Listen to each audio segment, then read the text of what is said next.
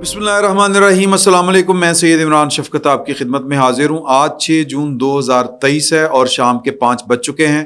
لاہور میں۔ جب میں اس وقت آپ سے مخاطب ہوں، عین اس وقت لاہور میں تیز طوفان باد و باران، جس کو کہتے ہیں کہ تیز آندھیاں اور جناب فل مٹی کٹا اڑ رہا ہے، اور ایک طوفان لاہور میں ہے اور ایک طوفان محسوس اسلام آباد میں نہیں بلکہ راولپنڈی میں کیا جا رہا ہے۔ راولپنڈی اسلام آباد کی کوئی گل ہے سر؟ تو راولپنڈی میں جی ایچ کیو میں آج فارمیشن کمانڈروں کی کانفرنس کا دوسرا دن تھا،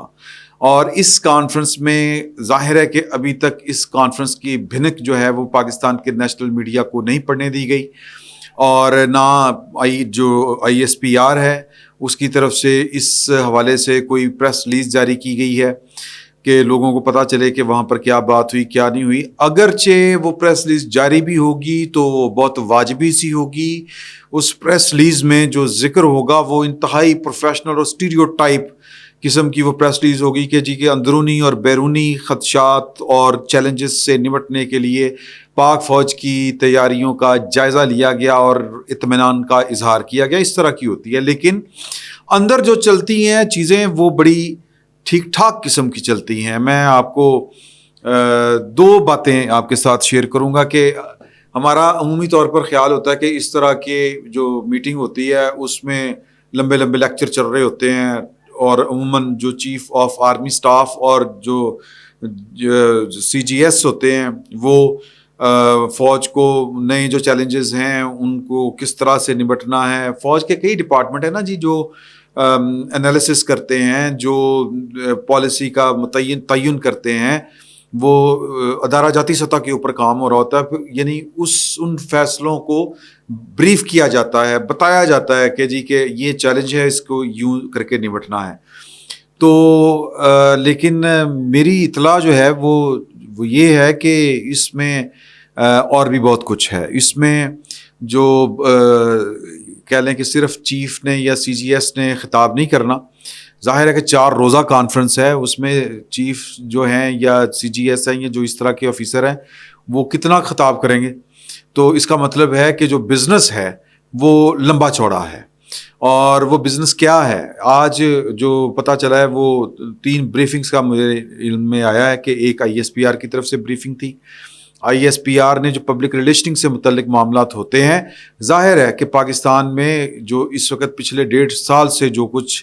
عمل جاری ہے، جو جس انداز کی سیاست پاکستان میں ہوئی ہے، اس میں پاکستان کی فوج شاید مارشاء اللہ کے دور کے علاوہ اتنی ڈسکس ہوئی ہے، اتنا ذکر ہوا ہے، اتنی انگلیاں اٹھی ہیں، اور ہر حوالے سے پاکستان کی فوج کے کردار کے اوپر پازیٹیو نیگیٹو تنقید ہوئی ہے، اور یعنی کہ کچھ لوگ ان کی حمایت میں تھے، اور خصوصاً جب پاکستان کی فوج نے جنرل باجوہ صاحب کے دور میں یہ اعلان کیا کہ ہمارا سیاست سے کوئی تعلق نہیں ہے، ہم سیاست سے دوری اختیار کر چکے ہیں، اور پھر 2 مشہور زمانہ پریس کانفرنسز، پہلی D G I S P R کی پریس کانفرنس، اس کے بعد پھر D G I S I اور D G I S P R کی پریس کانفرنس، اس کے بعد تو اور پھر پاکستان تحریک انصاف کی سیاست، یعنی کہ عمران خان صاحب کے اقتدار سے ہٹنے کے بعد جس انداز سے انہوں نے پاکستان کی فوج کو اور پاکستان کی فوج کی کمانڈ کو، جنرل باجوہ صاحب کو بالخصوص نشانہ بنایا، اور جس طرح کر کے انہوں نے جنرل فیض حمید صاحب کو بچا کے رکھنے کی کوشش کی، وہ یعنی کہنے کا مطلب یہ ہے کہ پاکستان کی فوج بہت زیادہ ڈسکس ہوئی ہے۔ تو اس لیے آئی ایس پی آر آج کی تاریخ تک اس کا ایک رول بنتا ہے کہ انہوں نے اس کو کس طرح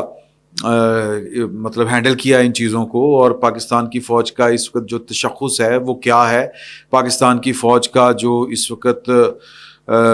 نیک نامی جو ہے، یا کیا کہیں گے، وہ جو امپیکٹ کہہ لیں، وہ کیا ہے، تاثر کیا ہے عوام کے اندر۔ عوام تو یہ آئی ایس پی آر جو ہے یہ اس طرح کے معاملات دیکھتا ہے۔ تو اسی طرح آئی ایس آئی کی طرف سے بریفنگ تھی، ایم آئی کی طرف سے بریفنگ تھی، ظاہر ہے کہ یہ ڈی جیز نے دی ہوگی، اور پھر جو فردر جو ہوتی ہیں ڈیٹیلز وہ آگے جو متعلقہ جو افسران ہوتے ہیں، آفیسرز ہوتے ہیں، وہ دیتے ہیں۔ آئی ایس پی آر نے پاکستان کو جو آئی ایس پی آر کہہ رہا ہوں، آئی ایس آئی نے پاکستان کو جو 2-3 بڑے چیلنجز درپیش ہیں اس کے متعلق جو ہے وہ آبویسلی وہ بریف کیا ہوگا کہ پاکستان کی یا انٹرنیشنل پالیٹکس میں یا ریجن کے اندر پاکستان کی پوزیشن کیا ہے. انٹرنیشنلی ایک نئے بلاکس بن رہے ہیں اور پاکستان نے اس حوالے سے اپنا فیصلہ کرنا ہے. IMF یعنی خزانہ اور خارجہ کے معاملات جو ہیں یہ بھی وہاں پر ڈسکس ہوئے ہوں گے, کیونکہ خارجہ اور خزانہ پاکستان جیسا یا پاکستان کے بالخصوص جو معاملات ہیں وہ آلموسٹ مشترک ہیں, جڑے ہوئے ہیں آپس میں. ویسے تو دنیا کی ہر ریاست کے یہ جڑے ہی ہوتے ہیں, لیکن پاکستان کے بالخصوص جڑے ہوئے ہیں. تو وہاں پر یہ بھی چیزیں ڈسکس ہوئی ہوں گی کہ جی چین کیا کر رہا ہے, IMF کیا کر رہا ہے, ڈیفالٹ کا کتنا خطرہ تھا, اور پھر ڈیفالٹ کو مینج جو میرے ایک خبر بھی میں آپ کے ساتھ شیئر کرنا چاہ رہا ہوں یہاں پہ کہ میڈیا لاجکس کے ذریعے, میڈیا لاجکس یہ وہ جو نہیں ہوتی ریٹنگ ٹی وی کی, یہ ایک خاص بندوبست کیا گیا تھا. سلمان دانش صاحب اس کے سربراہ تھے, عمران خان صاحب کے یہ فیورٹ لوگوں میں سے تھے, اور عمران خان صاحب جو ہیں وہ یا کہہ لیں کہ یہ عمران خان صاحب کی سوچ کے حامل تھے یا عمران خان صاحب کو سپورٹ کرنے والوں لوگوں میں شامل تھے, اور پہلے دن سے تو انہوں نے کچھ اس طرح کر کے ڈیزائن کی ہوئی تھی کہ کیونکہ ریٹنگ کی یہ بات لمبی ہو جائے گی کہ کسی پروگرام کی اگر ریٹنگ اچھی آ رہی ہے تو پھر اس کو اشتہار زیادہ ملیں گے, جب اشتہار زیادہ ملیں گے تو وہ آنکھوں کی تارہ بنے گا, اور پھر جب ریٹنگ اچھی آئے گی تو پھر اسی نوعیت کے جو پروگرام ہیں وہ نہ صرف وہ ٹی وی چینل وہ اینکر کرے گا بلکہ سارے اس کو کاپی کرنا شروع کر دیں گے. تو پاکستان جس پروگرام میں ذکر ہوتا تھا کہ ہائے ہائے مارے گئے لٹے گئے پاکستان ڈیفالٹ ہونے جا رہے ہیں, جھوٹی سچی کہانی آپ سنا دیں, اس پروگرام کی ریٹنگ جو ہے وہ اپنے سلمان دانش صاحب بڑھا چڑھا کے پیش کرتے تھے. تو میں جو ذکر کر رہا تھا وہ یہ تھا کہ پاکستان کی جو اکنامک کنڈیشن ہے وہ کیا ہے. جان بوجھ کے یہ عمران خان صاحب نے یہ والی بات جو ہے وہ دانستہ طور پر بہت سے لوگوں کے ساتھ شیئر کی, بات کی, اور یہ بات پاکستان کے ریاستی اداروں تک پہنچ بھی چکی ہے اور کئی دفعہ پہنچ چکی ہے. اور عمران خان صاحب کو اس میں کوئی ڈک پریز شرم یا خوف نہیں آتا تھا کہ ہم نے پاکستان کو ورنریبل بنا دینا ہے, اس کو وہ کلپر کر دینا ہے, مطلب پینچر کر دینا ہے معاشی طور کے اوپر, یہ چل نہ سکے. یہ ٹارگٹ تھا عمران خان صاحب کا, مجھے نکالا ہے تو پھر اب مزے چکھو. تو اس میں سلمان دانش صاحب ان کے برابر کے شریک تھے, تو اس لیے یہ چیزیں جو ہیں وہ شیئر کی,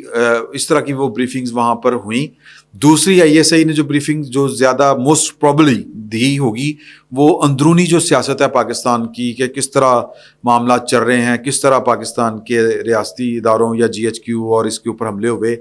PTI کے لوگ کیا کر رہے ہیں, PTI کو اب ہم نے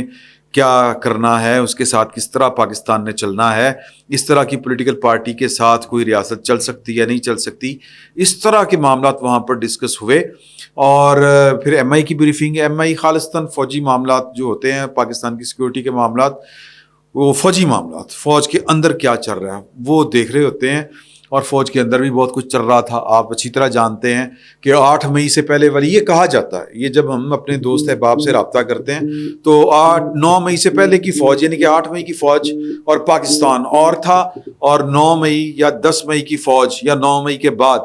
وہ فوج بھی اور تھی, پاکستان بھی اور ہے. پاکستان جو ہے وہ ایک ٹرن لے چکا ہے, اس طرح کی وہ گفتگو سننے کو ملتی ہے. تو قصہ مختصر کہ یہ ایک خبر یہ کہ کس طرح عمران خان صاحب نے پاکستان کی معاشی صورتحال کو ابتر بنا کر پیش کرنے کی ہوا بدھائی, اور وہ بھی پاکستان کے اداروں میں معافی چاہتا ہوں وہ نوٹ ہوئی, ان کے علم میں تھا, وہ انہوں نے پھر ڈیکوڈ بھی کیا اور پھر بندوں کو بریک بھی کیا. سلمان دانش صاحب ان میں سے ایک ہیں, اور وہ اب تعاون کر رہے ہیں کہ اب وہ توبہ طائب کر رہے ہیں کہ نہیں جی کہ وہ ہمیں تو یہ تھا, ہمیں تو وہ تھا. وہ جس طرح عمران خان صاحب کے جو اب لوگ پکڑے جاتے ہیں وہ کہتے ہیں جی 1 سال سے ہماری ذہن سازی ہو رہی تھی کہ یہ ہے وہ ہے, حقیقی آزادی لینی ہے, فوج سے لینی ہے, جرنیلوں سے لینی ہے. اس طرح کی باتیں جب ہو رہی ہوں, ایک پورا سال آپ نے سنا ہو, تو پھر جناب اگر عمران خان صاحب گرفتار ہوں گے تو پھر ان کے پیروکار جو ہیں وہ جا کے GHQ کے اوپر ہی حملہ کریں گے, کور کمانڈر ہاؤس کے اوپر ہی حملہ کریں گے, اور کہاں پہ کرنا ہے. تو یہ اس طرح کے جو لوگ تھے وہ اب ان کو سمجھے آ رہی ہیں. تو یہ اب مزید 2 روز جو ہے یہ فارمیشن کمانڈر کانفرنس چلے گی. اب اس میں جو میرا ایک بندے سے میں نے ڈسکس کیا جو صاحب علم آدمی ہے, تو وہ کہتے ہیں کہ اس کانفرنس کا جو سب سے بڑا فائدہ ہوگا وہ یہ ہوگا کہ جو عمران زدہ ذہن ہے پاکستان کی فوج کے اندر جو کمانڈنگ پوزیشن کے اوپر ہے وہ نتھر کے سامنے آ جائیں گے, تطہیر کا عمل ہوگا. سمجھ رہے ہیں نا بات کو؟ تو جب وہ سوال و جواب ہوتے ہیں, جب اس طرح اتنی 4 دن کوئی کانفرنس چلتی ہے, تو پھر سر ہوتا یہ ہے کہ لوگ اپنا آپ چھپا کے نہیں بیٹھ سکتے,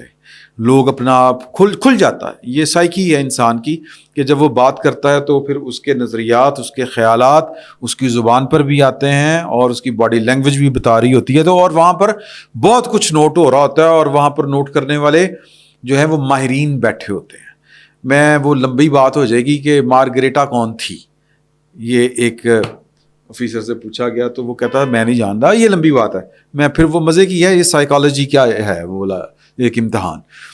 تو کہنے کا مطلب یہ ہے کہ یہ ساری چیزیں جو ہیں یہ وہاں پر چل رہی ہیں, تو لوگ یہ سمجھ رہے ہیں, خیال کر رہے ہیں کہ اس کانفرنس کے 2 مقاصد ہو سکتے ہیں. یہ میں انفارمیشن کی بنیاد کے اوپر نہیں, یہ لوگوں کی جو خیال آرائی ہے, کیونکہ ابھی تو انفارمیشن رکی ہوئی ہے, ابھی کوئی انفارمیشن باہر اس طرح سے نہیں آ رہی کہ اس کانفرنس کے اغراض و مقاصد کیا ہو سکتے ہیں. اور ظاہر ہے کہ جب آخری دن ہوگا, جب کنکلوڈ ہوگی, تو پھر وہ پریس ریلیز جو ہے روایتی قسم کی وہ جاری ہوگی. تو اس کور جو ہے وہ کیا اس کو کہتے ہیں, فارمیشن جو کمانڈرز کی کانفرنس ہے, اس کانفرنس کے جو غرض و غایت اور مقاصد بیان کیے جا رہے ہیں, جو اسیس کیے جا رہے ہیں, وہ یہ ہے کہ اس کے 2 مقاصد ہو سکتے ہیں. پہلا کہ تھرو آؤٹ پاکستان کی فوج کو جو آفیسر کمانڈ کر رہا ہے اس تک یہ میسج جو ہے وہ لاؤڈ اینڈ کلیئر پہنچ جائے کہ پاکستان کی فوج کا پاکستان کی سیاست سے کوئی تعلق نہیں ہے, اور جو پاکستان کی فوج کو سیاست میں لپیٹے گا اس کا کوئی مستقبل نہیں ہے. تو اس کو پاکستان کے قانون کا, فوجی ایکٹ کا اور انسداد دہشت گردی کا سامنا کرنا پڑے گا,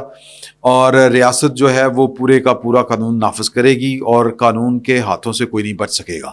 وہ کوئی کتنا بڑا ہی کیوں نہ ہو, وہ حاضر سروس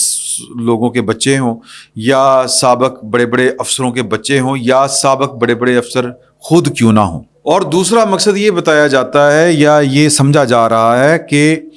اس کا مقصد یہ ہے کہ ایک پہلا جس طرح میں نے آپ کو ذکر کیا کہ تھرو آؤٹ میسج ایک کنوے ہو جائے کہ یہ پالیسی ہے, اس کے دائیں بائیں کوئی نہیں چلے گا. اور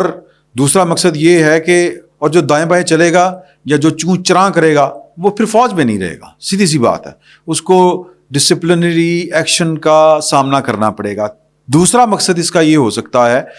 یا یہ بتایا جاتا ہے کہ جو اس وقت وہ جو عمران زدہ ذہن ہیں یا پروجیکٹ عمران خان سے آلودہ جو ذہن ہیں, جو ابھی تک جن کی سوئیاں وہاں پر اگر کسی کی اڑی ہوئی ہے تو وہ ذرا لوکیٹ ہو جائے, اس کی شناخت ہو جائے, اس کے اوپر نشان لگ جائے, پھر اس کو تھرو پراپر چینل اس کو مانیٹر کیا جائے گا, اس کو آبزرو کیا جائے گا, 1 موقع 2 موقع جو پھر وہ طریقے کی ضابطے کی کارروائی ہوتی ہے وہ کی جائے گی. اس کا دوسرا مطلب ہے کہ اگر وہ سیدھا نہیں ہوگا, اپنا قبلہ درست نہیں کرے گا, اس کی حرکتیں وہی رہے گی کہ بیگم فلاں کور کمانڈر کی بیگم کو فون کر رہی ہے کہ اے کی ہو گیا ہے, اے کی ہوئی جا رہے ہیں, تو وہ بھی